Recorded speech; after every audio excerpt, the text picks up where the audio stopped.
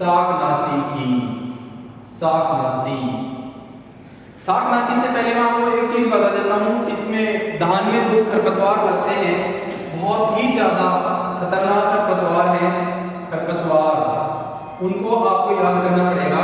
दोनों खरपतवार नकलची हैं। इसमें नकलची, मिमिकरी बोल सकते हैं इसको, नकलची खरपतवार। एक नंबर है इकाइनोकोला, इकाइनोकोला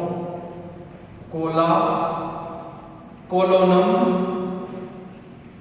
इकाइनोकोला कोलोनम, और दूसरा है इकाइनोकोला क्रुसगली। ये दोनों खरपतवार हैं, इनके वैज्ञानिक नाम आपको याद होने चाहिए क्योंकि ये धान के दोनों नकलची खरपतवार हैं। एक तो है इकाइनोकोला कोलोनम और दूसरा है इकाइनोकोला क्रुसगली। तो ये दोनों घास आपको विशेष याद करनी है। ये दोनों घास धान में सबसे ज्यादा नुकसान करती हैं, इसलिए ये दोनों खरपतवार आपको याद रखना जरूरी है। अब मैं बात करता हूँ शाकनाशी की। शाकनाशी में सबसे इंपॉर्टेंट है प्रोपेनिल। प्रोपेनिल ये क्वेश्चन भी सीआरएफ के एग्जाम में आ चुका है और जेट में भी, बीएचयू में भी कई बार पूछ लेता है। प्रोपेनिल, जो प्रोपेनिल शाकनाशी है, इसकी मात्रा काम में लेता है किसान 2 से 3 लीटर प्रति हेक्टेयर। एक किसान इनकी मात्रा कितनी लेता है? 2 से 3 लीटर प्रति हेक्टेयर। अब क्वेश्चन आ जाता है कि कब लेता है। तो जैसे आपने धान को नर्सरी से उखाड़ा, नर्सरी से उखाड़ने का अगर रोपाई करते हैं तो रोपाई के 6 से 8 दिन बाद, 6 से 8 डे बाद, 6 से 8 दिन बाद, कितने दिन बाद? 6 से 8 दिन बाद, या 3 से 4 पत्ती अवस्था पर, 3 से 4 पत्ती अवस्था पर इसका क्या करते हैं? छिड़काव करते हैं। 3 से 4 पत्ती अवस्था पर इसका क्या करते हैं? छिड़काव करते हैं। ये तो हुआ पहला कौन सा शाकनाशी? प्रोपेनिल। कितनी मात्रा काम में लेते हैं? 2 से 3 किलो। रोपाई के कितने दिन बाद? 6 से 8 दिन बाद। कि कौन सी पत्ती अवस्था होती है? 3 से 4 पत्तियां पौधे के ऊपर होती है, उस समय ये डाला जाता है। उसके बाद दूसरा जो सबसे इंपॉर्टेंट है, अभी नया शाकनाशी है इसलिए अपने को एग्जाम की दृष्टि से याद रखना जरूरी है, पाइरेंजो सल्फ्यूरान। पाइरेंजो सल्फ्यूरॉन, ये भी आपको याद रखना है। पाइरेंजो सल्फ्यूरॉन ये कौन सा है? Pre emergence. कौन सा है? Pre emergence. अब कई बच्चे पूछते हैं कि साहब प्री इमरजेंस क्या होता है? प्री इमरजेंस का मतलब है बुआई के तुरंत बाद, बुआई के तुरंत बाद व अंकुरण से पहले, अंकुरण से पहले। तो ये चीज याद रखना, मैं पूछूंगा अगली क्लासों में कि साहब बुआई के तुरंत बाद में अंकुरण से पहले कौन सा शाकनाशी डाला जाता है? तो पाइरेंजो सल्फ्यूरॉन डाला जाता है। ये क्या हुआ? Pre emergence. ये 3 प्रकार के होंगे जिनकी चर्चा अपन बाद में करेंगे, जब खरपतवार विज्ञान अपना आएगा उस समय बात करेंगे। लेकिन उससे पहले भी मैं आपको तीनों के बारे में बता दूंगा कि प्री इमरजेंस क्या होता है, पोस्ट इमरजेंस क्या होता है, पीपीआई क्या होता है। तो प्री इमरजेंस तो आज आपने सुन लिया भी कि बुआई के तुरंत बाद में अंकुरण से पहले। ओके, ये कौन सा होता है? Pre emergence. तो 2 शाकनाशी कौन से हुए? पाइरेंजो सल्फ्यूरॉन, प्रोपेनिल। तीसरा शाकनाशी काम में लेते थे बेंथियोकार्ब। कौन सा लेते थे? बेंथियोकार्ब। लेकिन हाल ही में भारत सरकार ने इसको बंद कर दिया है। अभी इसको कुछ दिन पहले ही क्या कर दिया? बैन लगा दिया, प्रतिबंध लगा दिया इसके ऊपर। क्या लगा दिया?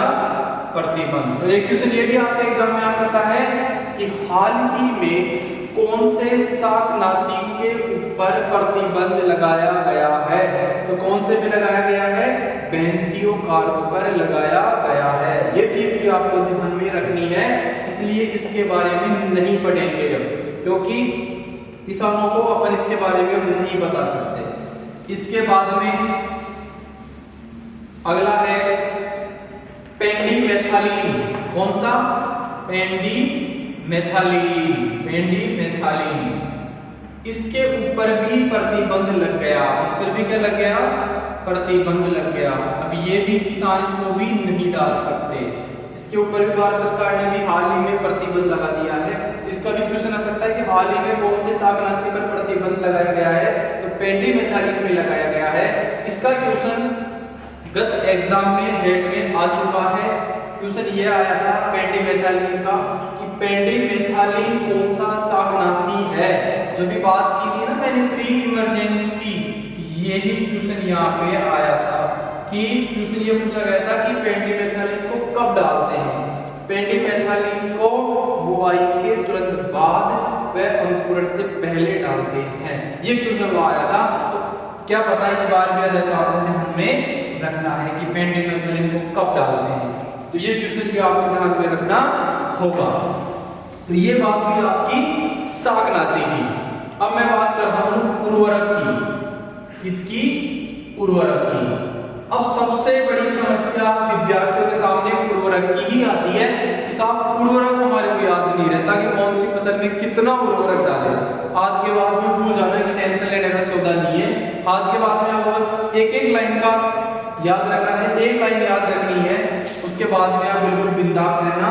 अभी देखो आपके सामने कैसे चुटकियों में हल करते हैं इसको। उर्वरक कोई भी फसल हो दुनिया की, सभी को अभी यहीं पे निपटारा कर देंगे। सबसे पहले बात करता हूं अनाज। अनाज तो आप सब लोग जानते ही हो कि अनाज कौन कौन से होते हैं। गेहूं होता है, धान होता है, बाजरा होता है, मक्का होती है, ज्वार होती है और गन्ना ग्रेविनी कुल का है वो इसमें नहीं आएगा। तो गेहूं, धान, बाजरा, मक्का, ज्वार, जौ, ये सब क्या है? अनाजों की श्रेणी में आते हैं। ओके, अब इन सब में फर्टिलाइजर कैसे यूज करेंगे? अपने क्वेश्चन आता है एग्जाम में एनपीके अनुपात। वो क्वेश्चन पूछता है एग्जामिनर अपने से कि एनपीके अनुपात बताएं। तो एनपीके अनुपात में ऐसे रहेगा, आपको एक चीज लाइन याद रखनी है। अनाजों में जो उर्वरक है उनका जो क्रम है वो होता है 4, 2, 1, 421 रुपए। ऐसे याद रखोगे। अनाज क्या है? 421। अनाज कितना है? 421। अब आपको एक चीज ध्यान रखनी होगी कि यहाँ पर 1 किलो 1 के बराबर आपको 30 किलो मानना पड़ेगा। कितना मानना पड़ेगा? 30 किलो। 1 के बराबर कितना मानेंगे? 30 किलो मानेंगे। तो 4 के बराबर कितना हो गया? 120 किलो। 120 किलो। 2 के बराबर कितना हो गया? 60 किलो। और 1 के बराबर कितना है? 30 किलो। ये चीज मैंने बता दी। मैं जो भी उर्वरक आपको बता रहा हूं ये सारे के सारे प्रति हेक्टेयर में डलेंगे। प्रति हेक्टेयर में ये जो उर्वरक मैं आपसे लिखा रहा हूं ये कितने में डलेंगे? प्रति हेक्टेयर में डलेंगे। 1 हेक्टेयर 10,000 वर्ग मीटर जमीन में डलेंगे। तो अनाजों में एनपीके अनुपात कितना रखते हैं? 421। और 1 बराबर कितना मानेंगे? 30 किलो। 5 होंगे तो 150, 6 होंगे तो 180। मतलब अपने को गुणा करना है 30 किलो से जितना मात्रा होगा उसको। तो 4 बराबर 120, 2 बराबर 60 और 1 बराबर 30। तो क्वेश्चन आ जाए एग्जाम में कि गेहूं के खेत में नाइट्रोजन, फास्फोरस, पोटास कितना डालेंगे? तो 120 किलो डालेंगे, 60 किलो डालेंगे और 30 किलो डालेंगे। इसके अलावा क्वेश्चन ये भी आ जाता है कई बार उत्पादन ज्यादा दे देता है और आपसे पूछ लेता है, तो कोई दिक्कत नहीं है, आपको उसमें 30 किलो ऐड करना है, उत्पादन बढ़ता जाएगा। ठीक है। और ये जो फर्टिलाइजर ये किसमें है? प्रति हेक्टेयर में है। ये भी चीज ध्यान रखना। अब इसके बाद में मैं बात करता हूँ, ये तो बात हो गई अनाजों की। अनाजों की बात में हम बात कर लेते हैं दलहन की। इसकी बात करते हैं दलहन। दलहन की इसकी बात करते हैं दलहन की। दलहन का मतलब दाल। दाल आप जानते हो लेग्यूमिनेसी कुल की जितनी भी फसल है जो दाल अपन मार्केट से लाके खाते हैं वो सारी दलहन है। तो दलहन में जो एनपीके अनुपात है वो रखते हैं 1, 2, 1। कितना रखते हैं? 1, 2, 1। मैं आपको पहले ही बता चुका कि आपको 1 के बराबर 30 किलो मान के चलना है। तो नाइट्रोजन कितना डालेंगे? 30 kg। फास्फोरस कितना डालेंगे? 60 kg। पोटास कितना डालेंगे? 30 kg। ठीक है। अब क्वेश्चन एग्जाम में आता है कि दलहनी फसलों में नाइट्रोजन कम क्यों डालते हैं, इसलिए ये मोस्ट है। एग्जाम में क्वेश्चन आएगा तो यही पूछेगा एग्जामिनर आपसे कि दलहनी फसलों में नाइट्रोजन कितना डालते हैं? 30 किलो डालते हैं। विद्यार्थी मुझे पूछते हैं क्लास में कि साहब 30 किलो ही क्यों डालते हैं? बिल्कुल, आपका क्वेश्चन बहुत अच्छा है। 30 किलो इसलिए डाला जाता है, आपने देखा होगा कि दलहनी फसल होती है, उनकी जड़ों में गांठें होती हैं, और ये गांठ किसकी होती है? राइजोबियम की गांठ होती है। और ये जो राइजोबियम की गांठ है ना, जमीन में से और जो वायुमंडल में स्वतंत्र नाइट्रोजन है अपना, उसमें से नाइट्रोजन को एब्जॉर्ब करते हैं, इकट्ठा करते हैं और पौधे की जड़ों के माध्यम से उसको उपलब्ध करवाते हैं। तो दलहनी फसलों में नाइट्रोजन कम काम में लिया जाता है। फिर पूछते हैं कि साहब फास्फोरस 60 किलो क्यों लिया जाता है? बिल्कुल अच्छा क्वेश्चन है, क्योंकि फास्फोरस का जो काम है ना, वो जड़ों की वृद्धि करना है। तो जड़ जितनी ज्यादा वृद्धि करेगी, गांठ उतनी ही ज्यादा बनेगी, और जितनी ज्यादा गांठ बनेगी उतना ही आपके नाइट्रोजन का फिक्सेशन ज्यादा होगा। इसलिए यहाँ फास्फोरस ज्यादा रखते हैं। पोटास यहाँ पे 30 किलो प्रति हेक्टेयर रखते हैं। तो ये तो बात हुई आपकी किसकी? दलहनी की। किसकी बात हुई? दलहनी की। ओके, अब इसके बाद दलहन के बाद में मैं ले लेता हूँ आपके तिलहन। कौन सी? तिलहन। तिलहन आप जानते हो, जिनसे तेल निकलता है वो तिलहन होती है। जिनसे तेल निकलता है वो क्या होती है? तिलहन होती है। जिनसे तेल निकलता है वो कौन सी होती है? तिलहन होती है। तिलहनी फसलें कौन सी है?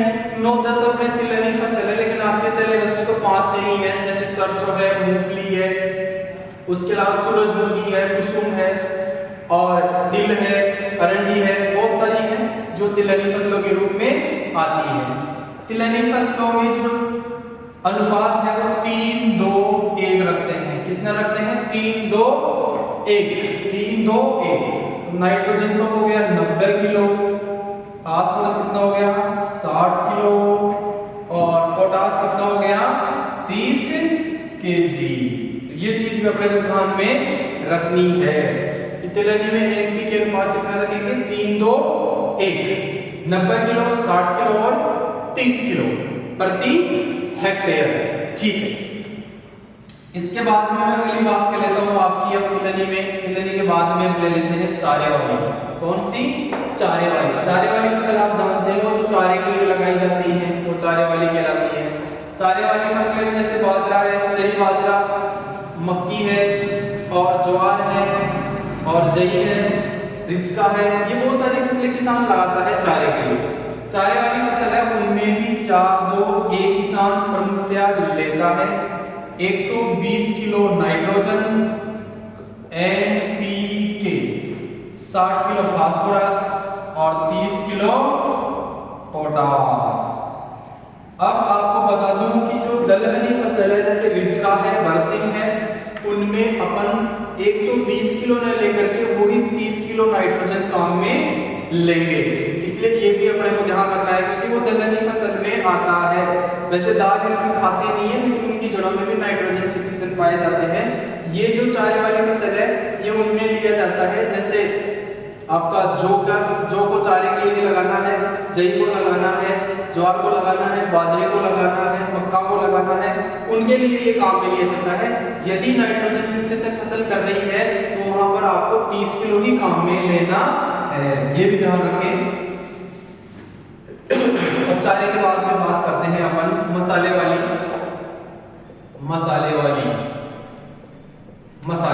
मसालों में आप जानते हो, राजस्थान एक ऐसा प्रदेश है जो पूरे 10 के 10 ठंडे मसाले पैदा करता है। उत्तर भारत में राजस्थान 10 मसाले जो ठंडे मसाले पैदा करता है, साउथ में गरम मसाले होते हैं। तो मसालों में अपने यहाँ पे बीजीय मसाले लगाए जाते हैं, जिनका बीज काम में लिया जाता है। जीरा है, मेथी है, धनिया है, सौंफ है, अजवाइन है, तो ये सारी अपने यहाँ पे दिल है, सेलेरी है, ये सारे अपने यहाँ से काम में किसान लेता है। तो मसालों में देखिए एनपीके जो अनुपात है, एनपीके अनुपात वो 3-2-0 रखा जाता है। 3 का मतलब 90 किलो हो गया, 2 का मतलब 60 किलो हो गया, और 0 का मतलब 0 किलो। ये क्वेश्चन सुपरवाइजर 2012 में आ चुका है।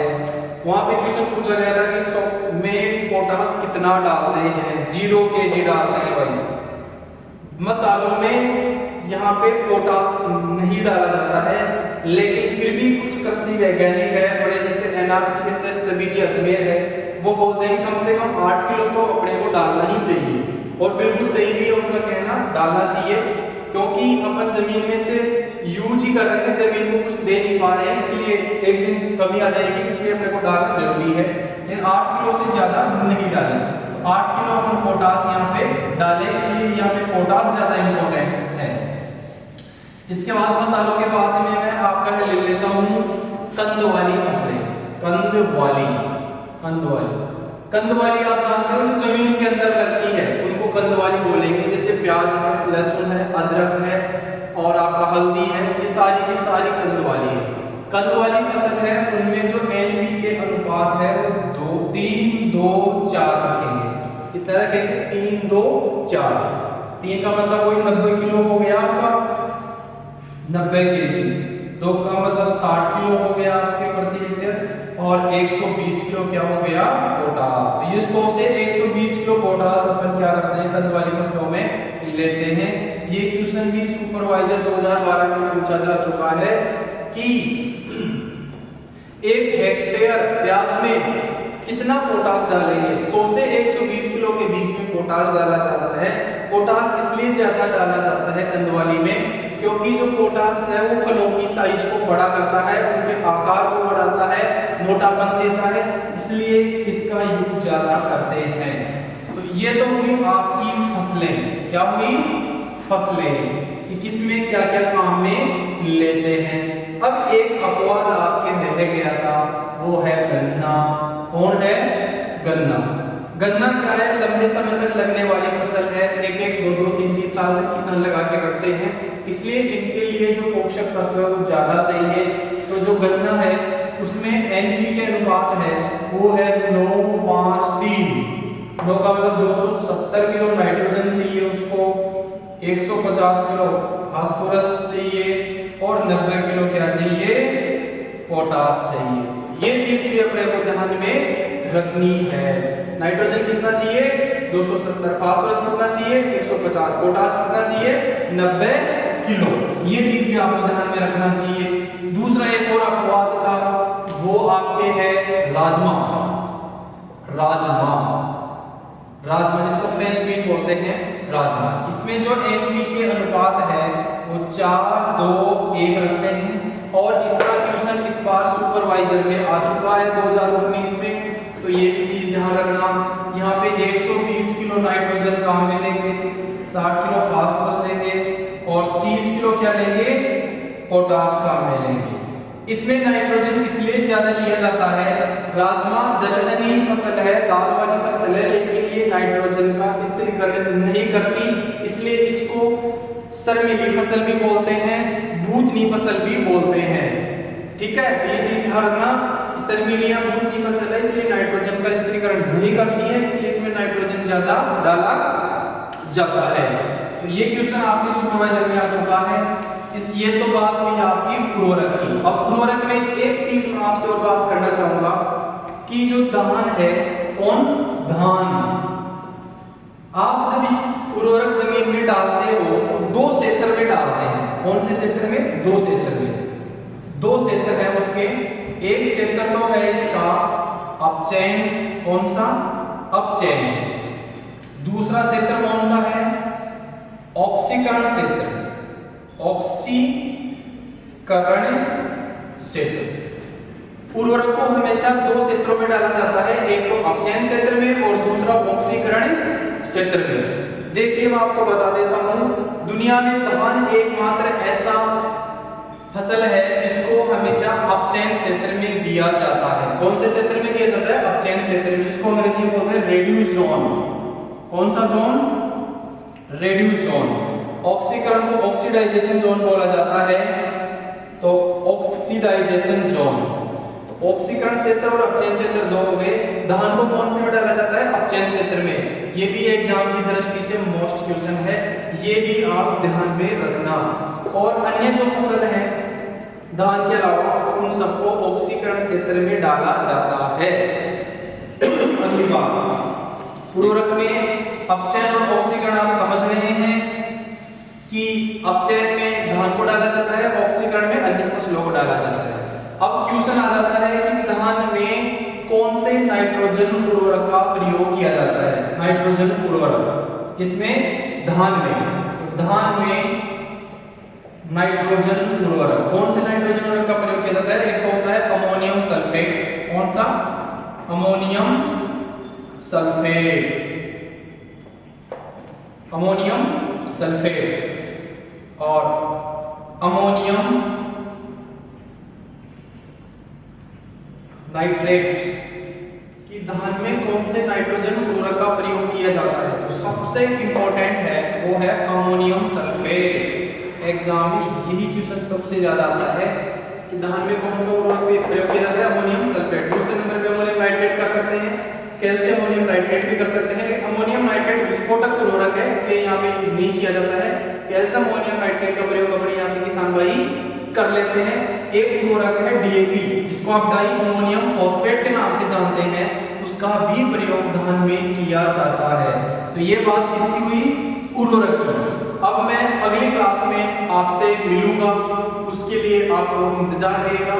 उसकी क्लास कर सभी कृषि विद्यार्थियों से मेरा अनुरोध है कि हमारे इस चैनल को लाइक करें, सब्सक्राइब करें, शेयर करें, ज़्यादा से ज़्यादा लोगों तक इसको पहुंचाने की हर संभव कोशिश करें और हमारे को जो भी आपकी समस्या है उसके बारे में अवगत कराएं। हम आपको उस समस्या का जल्दी से जल्दी निराकरण करेंगे और उस निराकरण को करके हम आपको अगली क्लास में उसके बारे में आपको अवगत कराएंगे। धन्यवाद।